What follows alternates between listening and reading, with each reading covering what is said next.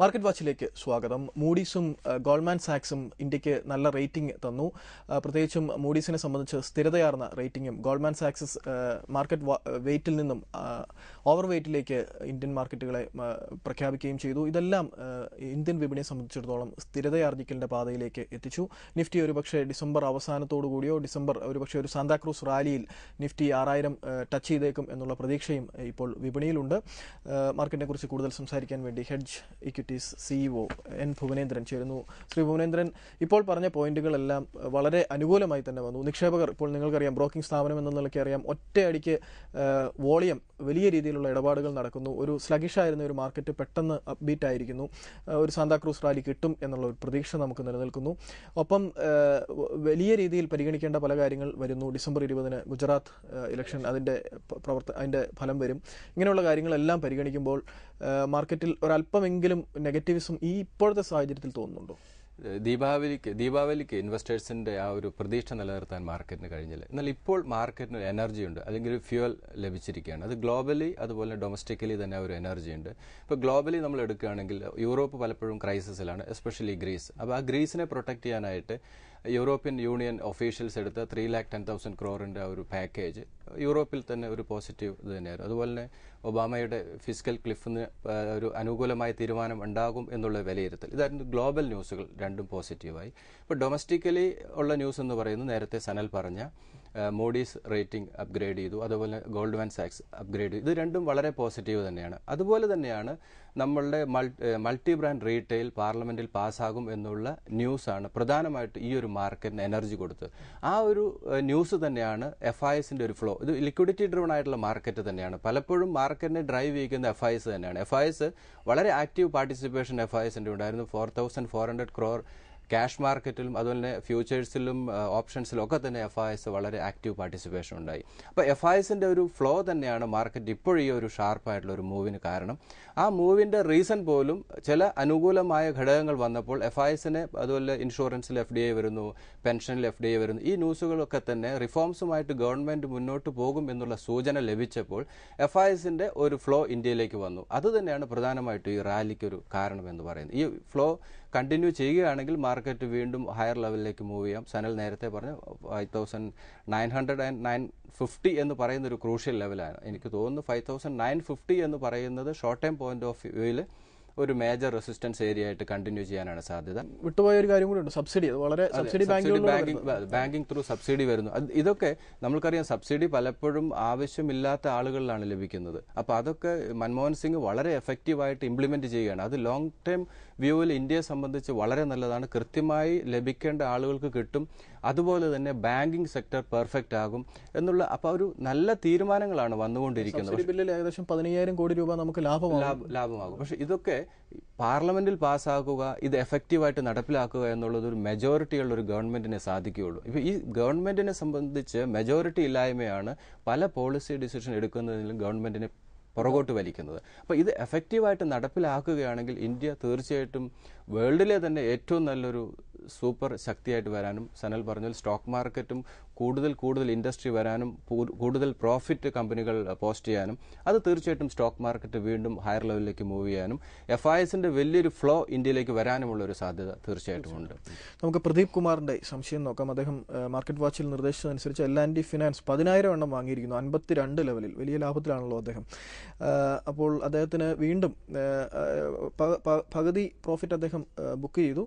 ഒപ്പം തന്നെ വീണ്ടും അതിലേക്ക് പ്രവേശിച്ചാൽ കൊള്ളാമെന്നൊരു ആഗ്രഹം പറയുന്നുണ്ട്. ഒപ്പം ഓരോ ഓഹരി കൂടി അദ്ദേഹത്തിന്റെ കയ്യിലുണ്ട്. ഭാരതി എയർടെൽ 240 രൂപയ്ക്ക്. ഓക്കെ, ഇതിൽ L&T ഫിനാൻസ് 2 അക്വിസിഷനാണ് ഈ കമ്പനിയെ പെട്ടെന്ന് ഒരു ഹോം ഫിനാൻസ് കമ്പനിയും ഓട്ടോമൊബൈൽ ഫിനാൻസ് കമ്പനിയും ടേക്ക് ഓവർ വന്നു.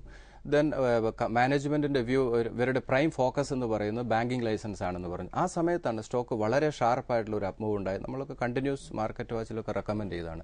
എന്നാൽ 89 ലെവൽ വരെ ഈ സ്റ്റോക്ക് മൂവ് ചെയ്തു. ആ സമയത്താണ് RBI വീണ്ടും ബാങ്കിങ് ലൈസൻസിന് ചിലപ്പോൾ 1 year ഡിലേ വരാനുള്ള ഒരു സാധ്യത പറഞ്ഞു. ഇതാണ് ഈ സ്റ്റോക്കിൽ കറക്ഷൻ വരാനുള്ള ഒരു സാധ്യത. ഇപ്പോഴത്തെ രീതിയിൽ വാല്യുവേഷൻ അത്ര ഫെയർ അല്ല. ഒരു ഫെയർ വാല്യൂ എന്ന് പറയുന്നത് ഇപ്പോഴത്തെ സാഹചര്യം 65, ആ ഒരു ലെവൽ വരുമ്പോൾ സേഫ് ആയിട്ടുള്ള എൻട്രിയാണ്. അതേസമയം അത് short time point of view ആണ് പറയും. ഒരു long time point of view ഈ സ്റ്റോക്ക് ചിലപ്പോൾ 200+, ഒരു 3 to 4 ഡൗൺ ദ ലൈൻ ഈ സ്റ്റോക്ക് ചിലപ്പോൾ 200+ലേക്ക് പോകാനുള്ള സാധ്യതയുണ്ട്. അതുകൊണ്ട് ഒരു ഷോർട്ട് ടൈം ഗെയിനിന് വേണ്ടി ഇൻവെസ്റ്റ്മെന്റ് നടത്തുന്ന നിക്ഷേപകരെ സംബന്ധിച്ച് 65 ലെവലാണ് ഒരു സേഫ് ആയിട്ടുള്ള ഫെയർ വാല്യൂ എന്ന് പറയുന്നത്. ആ ഒരു ലെവൽ വരുമ്പോൾ ഡിസിഷൻ എടുക്കാം.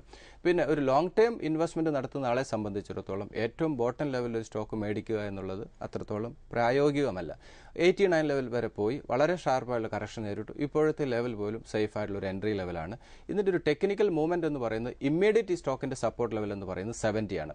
70 ബ്രേക്ക് ആണെങ്കിൽ 65. ഒരു സേഫ് എൻട്രി എന്ന് പറയുന്നത് 65 ലെവൽ തന്നെയാണ്. 88 ആണ് ഒരു മേജർ റെസിസ്റ്റൻസ് ആയിട്ട് ഹോൾഡ് ചെയ്യുന്നത്. ദെൻ ഭാരതി എയർടെൽ ആണ്. ആ റിസൾട്ടിന് ശേഷം എനിക്ക് തോന്നുന്നു ഈ സ്റ്റോക്കും വളരെ ശക്തമായിട്ട് മാർക്കറ്റ് വാച്ച് റെക്കമെൻഡ് ചെയ്താണ്. 240 ലെവൽ തന്നെയാണെന്ന് തോന്നുന്നു.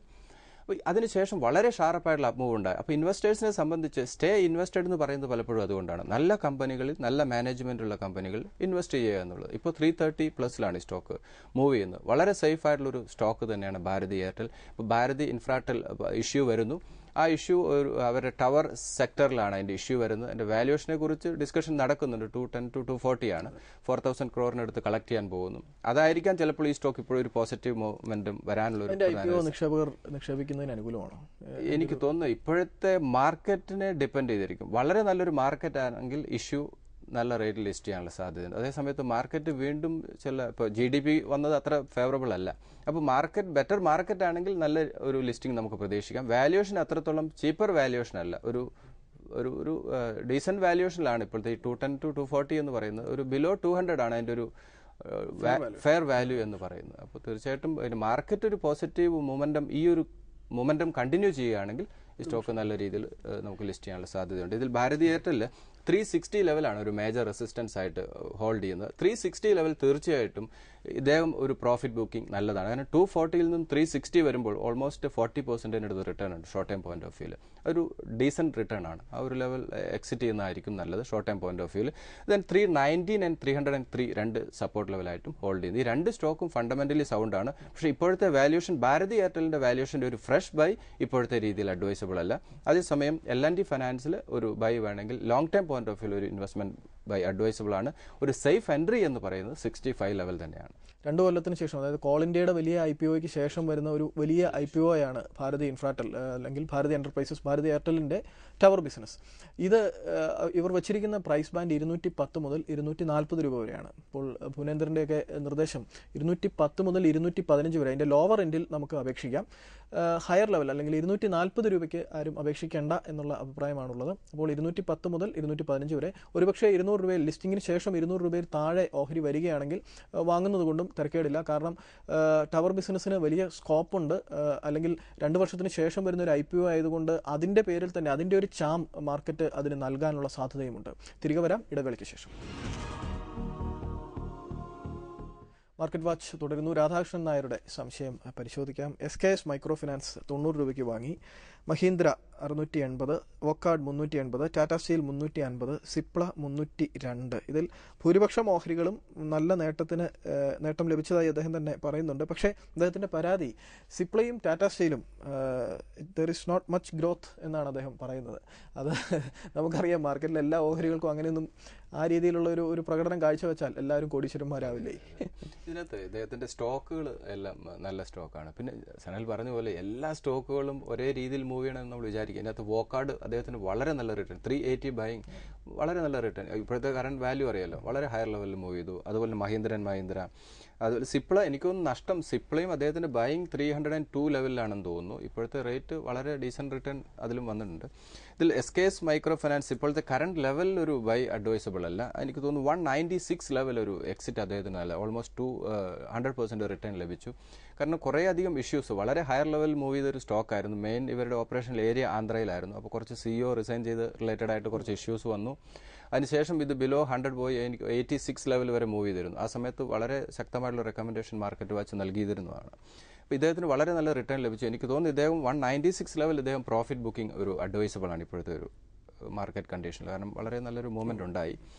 അതല്ലെങ്കിൽ എനിക്ക് തോന്നുന്നു 200 ബ്രേക്ക് ചെയ്ത് സ്റ്റോക്ക് മൂവ് ചെയ്യുന്നുണ്ടോ ശ്രദ്ധിക്കുക. 200 ബ്രേക്ക് ചെയ്ത് വീണ്ടും ഹയർ ലെവലിലേക്ക് മൂവ് ചെയ്യുകയാണെങ്കിൽ ആ ഒരു മൊമെന്റം കണ്ടിന്യൂ ചെയ്ത് 240 ലെവൽ വരെ പോകാനുള്ള സാധ്യതയുണ്ട്. അതുകൊണ്ട് 196 to 200 എന്ന് പറയുന്ന ഒരു ക്രൂഷ്യൽ ആയിട്ട് വാച്ച് ചെയ്യേണ്ട ഒരു ഏരിയയാണ്. അത് വാച്ച് ചെയ്ത് ആ ലെവൽ ബ്രേക്ക് ചെയ്യുന്നില്ലെങ്കിൽ അദ്ദേഹം സെല് ചെയ്യാം, സ്റ്റോക്ക് പ്രോഫിറ്റ് ബുക്ക് ചെയ്യാം. അതല്ലെങ്കിൽ 50% പ്രോഫിറ്റ് ബുക്കിംഗ്, LNT ഫൈനാൻസിൽ പറഞ്ഞ പോലെ ഒരു 50% പ്രോഫിറ്റ് ബുക്കിംഗ് അഡ്വൈസബിൾ ആണ്. 146 and 130 രണ്ട് സപ്പോർട്ട് ലെവലാണ് സ്റ്റോക്കിൽ. ദെൻ മഹീന്ദ്ര ആൻഡ് മഹീന്ദ്രയാണ്. കറണ്ട് ലെവൽ മഹീന്ദ്ര ആൻഡ് മഹീന്ദ്രയിലും ഒരു ബൈ അഡ്വൈസബിൾ അല്ല. 920 and 880 രണ്ട് സേഫ് ആയിട്ടുള്ള എൻട്രി ലെവൽ. ഈ ഒരു ലെവൽ വരുമ്പോൾ അഗൈൻ ഒരു റീ എൻട്രി അഡ്വൈസബിൾ ആണ്. 990 ലെവൽ ഈ സ്റ്റോക്കിൽ short time point of view ഒരു പ്രോഫിറ്റ് ബുക്കിംഗ് ആയിട്ട് നമുക്ക് ഇപ്പോഴത്തെ രീതിയിൽ പരിഗണിക്കാം. കാരണം മാർക്കറ്റ് കുറച്ചുകൂടെ ഈ ഒരു മൊമെന്റം കണ്ടിന്യൂ ചെയ്യാനുള്ള സാധ്യതയുണ്ട്. അതുകൊണ്ട് 990 level short time point of വ്യൂവിൽ ഒരു എക്സിറ്റ് പോയിന്റ് ആയിട്ട് നമുക്ക് പരിഗണിക്കാം. ദെൻ വോക്കാർഡ് ആണ്. വോക്കാർഡ് 1830 ഈ ഒരു മാർക്കറ്റ് ഒരു 5950 6000 ലെവലിലേക്ക് മൂവ് ചെയ്യുകയാണെങ്കിൽ വോക്കാർഡിൽ ഒരു പോസിറ്റീവ് മൂവ്മെന്റം വരികയാണെങ്കിൽ 1830 എന്ന് പറയുന്നത് തീർച്ചയായിട്ടും ഒരു പ്രോഫിറ്റ് ബുക്കിംഗ് ലെവലാണ്. ഇതൊരു സപ്പോർട്ട് എന്ന് പറയുന്നത് 1507 1400 ഒരു മേജർ രണ്ട് സപ്പോർട്ട് ലെവൽ ഈ ഒരു ലെവലാണ്. ഒരു ഷോർട്ട് ടൈം പോയിന്റ് ഓഫ് വ്യൂവിൽ ഒരു പ്രോഫിറ്റിന് വേണ്ടി വോക്കാർഡിൽ ഒരു ബൈ അഡ്വൈസബിൾ അല്ല ഇപ്പോഴത്തെ രീതിയിൽ.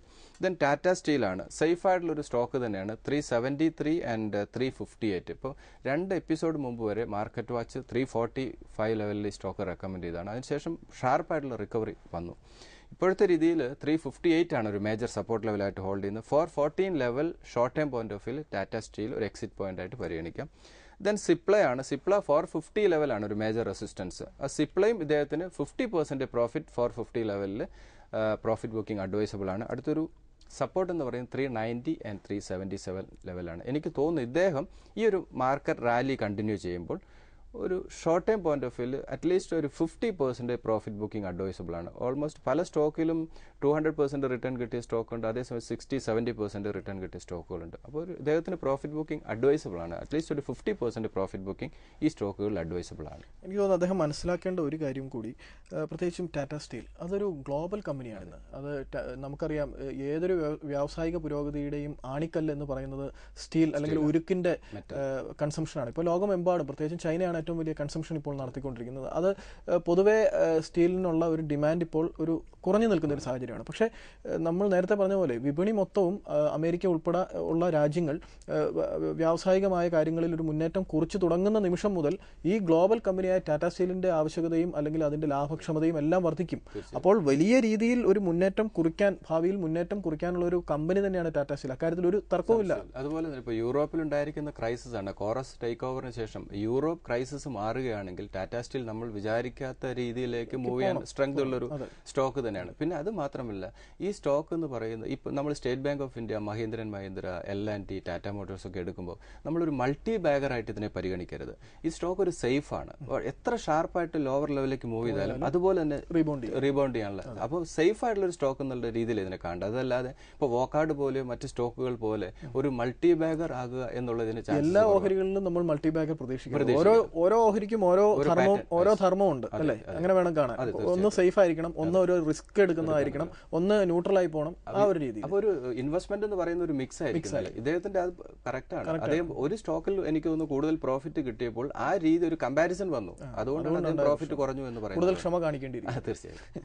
സാം പോളിന്റെ സംശയം പരിശോധിക്കാം. IFCI 40 രൂപയ്ക്ക് വാങ്ങി, കിങ്ഫിഷർ എയർലൈൻസ് 20 രൂപയ്ക്ക് വാങ്ങി. ഇത് രണ്ട് ഓഹരികളും ഒരു അദ്ദേഹത്തിന് എനിക്ക് തോന്നുന്നു കുറച്ചുകൂടി ഒരു നല്ല പ്രൊഡക്റ്റ് മിക്സ് കൊടുക്കാമെന്ന് തോന്നുന്നു. ഇതിൽ IFCI സെയിം ബാങ്കിങ് ലൈസൻസ് ലഭിക്കും എന്നുള്ള എനിക്ക് തോന്നുന്നു IFCI സേഫ് ആണ്. ഒരു ബാങ്കിങ് ലൈസൻസ് ലഭിക്കുകയാണെങ്കിൽ സ്റ്റോക്ക് വീണ്ടും ഫർദർ മൂവ് ചെയ്യാനുള്ള സാധ്യതയുണ്ട്. അതേസമയത്ത് കിങ്ഫിഷർ ഇപ്പോഴും ഒരു റിസ്കിലാണ്. എന്തായാലും അദ്ദേഹം അത് സെല്ല് ചെയ്ത് ഈ കിങ്ഫിഷറിനെ അദ്ദേഹത്തിന്റെ ഒരു പ്രസ്റ്റീജ് ഇഷ്യൂ ആയിട്ട് പരിഗണിക്കുന്നു. സ്റ്റോക്ക് ഇപ്പോൾ നമുക്കറിയാം മാക്ഡോവൽ സ്റ്റോക്ക് വളരെയധികം ഹയർ ലെവലിലേക്ക് മൂവ് ചെയ്തു. അദ്ദേഹം 50% സ്റ്റേക്ക് കൊണ്ട് ഓൾമോസ്റ്റ് എനിക്ക് തോന്നുന്നു 80% റിട്ടേൺ യുണൈറ്റഡ് ബ്രൂവറീസിൽ ലഭിച്ചിട്ടുണ്ട്. അപ്പോൾ നല്ല റിട്ടേൺ ആണ്. അതുകൊണ്ട് അത് ഈ പ്രശ്നം പരിഹരിക്കുമെന്ന് നമുക്ക് പ്രതീക്ഷിക്കാം. അപ്പോൾ IFCI 28 and 26 രണ്ട് സപ്പോർട്ട് ലെവലാണ്. 35 ആണ് short time point of view സ്റ്റോക്കിൽ വരാവുന്ന റെസിസ്റ്റൻസ്. IFCI എനിക്ക് തോന്നുന്നു കുറച്ചുകൂടെ സേഫ് ആയിട്ടുള്ളൊരു സ്റ്റോക്ക് തന്നെയാണ്. ഈ കിങ്ഫിഷർ ഒരു ടെക്നിക്കൽ മൂവ്മെന്റ് എനിക്ക് അതിനകത്ത് പറയാൻ ബുദ്ധിമുട്ടാണ്. എനിക്ക് തോന്നുന്നു ഒരു ന്യൂസ് ഡ്രിവൺ ആണ് ആ സ്റ്റോക്ക്. അതുകൊണ്ട് റിസ്ക് എടുക്കാൻ പറ്റുന്ന നിക്ഷേപകരെ സംബന്ധിച്ചിടത്തോളം ആ സ്റ്റോക്കിൽ ഇൻവെസ്റ്റ് ചെയ്യാം. ശരിക്കും ആ സ്റ്റോക്ക് അവോയ്ഡ് ചെയ്യുക എന്നുള്ളതാണ്. അതിന്റെ ക്ലാരിറ്റി വന്നതിന് ശേഷം ഇൻവെസ്റ്റ്മെന്റ് പരിഗണിക്കുന്നതായിരിക്കും നല്ലത്. പിന്നെ ഇപ്പോഴത്തെ രീതിയിൽ വാല്യുവേഷൻ വളരെ ലോവർ ലെവലിലാണ്. അതുകൊണ്ട് വേണമെങ്കിൽ അദ്ദേഹം ഒരു ഡിസിഷൻ എടുക്കും. അതുകൊണ്ട് പൊതുവെ ഏവിയേഷൻ സെക്ടർ ഓഹരികൾ ഒഴിവാക്കുന്നതായിരിക്കും ബുദ്ധി. പ്രത്യേകിച്ചും ജെറ്റ് എയർവേസിൽ റാലി വന്നു, സ്പൈസ് ജെറ്റിൽ റാലി വന്നു. ഈ രണ്ട് കമ്പനികളിലും ഒന്ന് ജെറ്റിനെ സംബന്ധിച്ചിടത്തോളം ഗൾഫിലെ എത്തിഹാദ് എയർവേസ് അതിൽ ഓഹരി എടുത്തേക്കുമെന്നുള്ള പ്രതീക്ഷ, സ്പൈസ് ജെറ്റിനെ സംബന്ധിച്ച് മലേഷ്യൻ എയർലൈൻ അതിൽ ഓഹരി എടുത്തേക്കുമെന്നുള്ള പ്രതീക്ഷ. ഇവിടെ പ്രശ്നത്തിൽ നിൽക്കുന്നത് പ്രധാനമായിട്ടും വിജയ് മല്യയുടെ കമ്പനിയായ കിങ്ഫിഷർ എയർലൈൻസ് ആണ്. അപ്പോൾ പൊതുവെ ആ സെക്ടർ, പ്രത്യേകിച്ചും ഏവിയേഷൻ ടർബൈൻ ഫ്യൂവലിന് വലിയ ഉയർന്ന വില നിൽക്കുന്നിടത്തോളം കാലം അത് ആ ഇൻഡസ്ട്രി തന്നെ ബ്ലീഡ് ചെയ്തേക്കും. അപ്പോൾ ധാരാളം ഒത്തിരി വർഷങ്ങൾക്ക് ശേഷം മാത്രമേ വലിയൊരു നേട്ടം അതിലേക്ക് വരികയുള്ളൂ. അതുകൊണ്ട് സ്വിച്ച് ഓവർ ചെയ്യുന്നതായിരിക്കും നല്ലത്. തിരികെ വരാം ഇടവേളയ്ക്ക് ശേഷം. മാർക്കറ്റ് വാച്ച് തുടരുന്നു.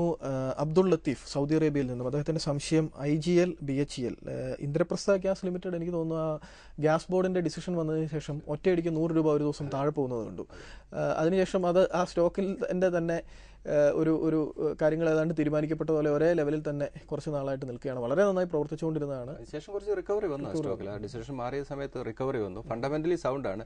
ചില ന്യൂസ് പെട്ടെന്ന് ആ ന്യൂസ് വരുമ്പോൾ ഇനി ഫ്യൂച്ചറിൽ ഏതെങ്കിലുമുള്ള ഗവൺമെന്റ് ചില കമ്പനികളുടെ കുഴപ്പമാണ്. ചില ഡിസിഷൻസ് ഈ സ്റ്റോക്കുകളെ വളരെയധികം നെഗറ്റീവായിട്ടും പോസിറ്റീവായിട്ടും എഫക്ട് ചെയ്യാം. അപ്പോൾ ഫണ്ടമെന്റലി IGL വളരെ ഇന്ദ്രപ്രസ്ഥ ഗ്യാസ് വളരെ സൗണ്ട് ആയിട്ടുള്ള കമ്പനിയാണ്. ഇദ്ദേഹം 256 and 247 ആണ് ഇതിന്റെ ഒരു മേജർ രണ്ട് സപ്പോർട്ട് ലെവലായിട്ട് ഹോൾഡ് ചെയ്യുന്നത്. 271 ആണ് ഈ സ്റ്റോക്കിലെ റെസിസ്റ്റൻസ്.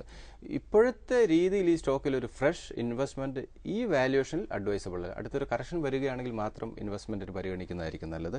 ദെൻ BHEL ഇപ്പോൾ ഒരു കഴിഞ്ഞ ദിവസം വെള്ളിയാഴ്ച ഒരു ഷാർപ്പായിട്ട് മൂവ് ഉണ്ടായി. 254 ലെവലാണ് ഈ സ്റ്റോക്കിൽ ഇമ്മീഡിയറ്റ് വരാവുന്ന ഒരു റെസിസ്റ്റൻസ്. ഈ 254 ലെവൽ ക്ലോസ് ആയി വാച്ച് ചെയ്തതിന് ശേഷം ആ ഒരു ലെവൽ ബ്രേക്ക് ചെയ്യുന്നില്ലെങ്കിൽ അവിടെ ഒരു പ്രോഫിറ്റ് ബുക്കിംഗ് അല്ലെങ്കിൽ ഒരു സെല്ലിംഗ് അഡ്വൈസബിൾ ആണ്. ദെൻ അതിനുശേഷം കറക്റ്റ് ചെയ്തതിന് ശേഷം ഒരു ഇൻവെസ്റ്റ്മെന്റ് ആയിരിക്കും അഡ്വൈസബിൾ. 226 and 219 രണ്ട് സപ്പോർട്ട് ലെവലാണ് ഇപ്പോഴത്തെ രീതിയിൽ. BHEL ഒക്കെ ഒരു മേജർ ഇൻഫ്രാസ്ട്രക്ചർ എല്ലാ സെഗ്മെന്റിലും ഉള്ള ഒരു കമ്പനിയാണ്. ഫണ്ടമെന്റലി സൗണ്ട് ആണ്. പക്ഷേ ഇപ്പോഴത്തെ വാല്യുവേഷൻ എനിക്ക് തോന്നുന്നൊരു ഫെയർ വാല്യൂ തന്നെയാണ് ആ സ്റ്റോക്കിൽ long time point of view. ഇപ്പോൾ നേരത്തെ ടാറ്റ സ്റ്റീൽ പറഞ്ഞ പോലെ തന്നെയാണ്. ഇതിനൊക്കെ ഒരു ടൈം ഫ്രെയിം വേണം ഇൻഡസ്ട്രിയൊക്കെ ഒന്ന് ഗ്രോ ചെയ്ത് വരണമെങ്കിൽ. കൺസ്യൂമർ ഗുഡ്സ് ഒക്കെ ഉള്ള എല്ലാ സെക്ടറിലും ഉണ്ട്. അപ്പോൾ ഈ സ്റ്റോക്ക് സേഫ് ആയിട്ടുള്ള ഒരു സ്റ്റോക്കാണ് BHELനെ സംബന്ധിച്ച്. അതുപോലെ IGL സേഫാണ്. അപ്പോൾ ഇപ്പോഴത്തെ വാല്യുവേഷനിൽ ഒരു എൻട്രി അഡ്വൈസബിൾ അല്ല. അടുത്തൊരു കറക്ഷൻ വരുമ്പോൾ ഈ സ്റ്റോക്കിൽ തീർച്ചയായിട്ടും ഒരു ഇൻവെസ്റ്റ്മെന്റ് അഡ്വൈസബിൾ ആണ്. ഇനി ഡിസംബർ 20 ഒരു കോൾ പറയാനുണ്ട്. കാരണം നരേന്ദ്രമോദി അധികാരത്തിൽ തിരിച്ചെത്തിയാൽ ഒരുപക്ഷെ നമുക്കറിയാം അദ്ദേഹത്തോട് ഒട്ടി നിൽക്കുന്ന കമ്പനികളാണ് അഡാനി ഗ്രൂപ്പ്, വെൽസ്പൺ ഗുജറാത്ത്, ഒരുപക്ഷെ പിപ്പവാവ് ഷിപ്പ്യാർഡ്, ഈ മേഖലയിൽ ആ ബെൽറ്റിൽ പ്രവർത്തിക്കുന്ന ചില കമ്പനികൾ. 20 ഫലം അത് ഏത് രീതിയിലായിരിക്കും ഇന്ത്യൻ വിപണിയെ സ്വാധീനിക്കുക? പ്രത്യേകിച്ചും അത് അടുത്ത ഇലക്ഷനിൽ, ലോക്സഭാ ഇലക്ഷനിൽ അതൊരു പോയിന്ററായിട്ട് വരാൻ സാധ്യതയുണ്ട്. തീർച്ചയായിട്ടും ഈ ഗുജറാത്ത് ഇലക്ഷനിൽ മോഡി വീണ്ടും തിരിച്ചു വരാനുള്ള ഒരു സാധ്യതയാണ് കാണുന്നത്. അങ്ങനെ വരുമ്പോൾ തീർച്ചയായിട്ടും മോഡിയുമായി റിലേറ്റഡ് ആയിട്ടുള്ള ഫേവറബിൾ ആയിട്ടുള്ള കമ്പനികളിൽ നമുക്ക് നല്ല ഷാർപ്പായുള്ള ഒരു മൂവ് പ്രതീക്ഷിക്കാം. നന്ദി ഭുവനേന്ദ്രൻ. മാർക്കറ്റ് വലിയ രീതിയിലുള്ള മുന്നേറ്റം കുറിക്കുമെന്ന പ്രതീക്ഷയിലാണ് നിക്ഷേപകരും അനലിസ്റ്റുകളും. ഈ കഴിഞ്ഞ ദിവസങ്ങളിൽ കേരളത്തിലുള്ള ബ്രോക്കിംഗ് സ്ഥാപനങ്ങളുടെ, ഹെഡ്ജ് അടക്കമുള്ള ബ്രോക്കിംഗ് സ്ഥാപനങ്ങളുടെ ഓളിയത്തിൽ വലിയൊരു കുതിപ്പ് കണ്ടതായിട്ട് ശ്രീ ഭുവനേന്ദ്രൻ പറയുകയുണ്ടായി. ഇതെല്ലാം സൂചിപ്പിക്കുന്നത് വീണ്ടും റീറ്റെയിൽ നിക്ഷേപകൻ, ഇതുവരെ അകന്നു നിന്നിരുന്ന, മാർക്കറ്റിൽ നിന്നും വിട്ടുനിന്നിരുന്ന റീറ്റെയിൽ നിക്ഷേപകൻ ക്രമേണയെങ്കിലും മാർക്കറ്റിലേക്ക് തിരികെ വരുന്നു എന്നുള്ള സൂചനയാണ്. ഇത് വളരെ ശുഭ സൂചന തന്നെയാണ്. യാതൊരു തർക്കവും അക്കാര്യത്തിലില്ല. അതുകൊണ്ട് മികച്ച ഓഹരികൾ, ലാഭക്ഷമതയുള്ള കമ്പനികൾ, കടം കുറഞ്ഞ കമ്പനികൾ, അതിലുള്ള നിക്ഷേപം എല്ലാ നിക്ഷേപകർക്കും കൂടുതൽ നടത്താവുന്ന ഒരു സാഹചര്യവുമാണിത്. അടുത്ത ആഴ്ച കാണാം. നന്ദി, നമസ്കാരം.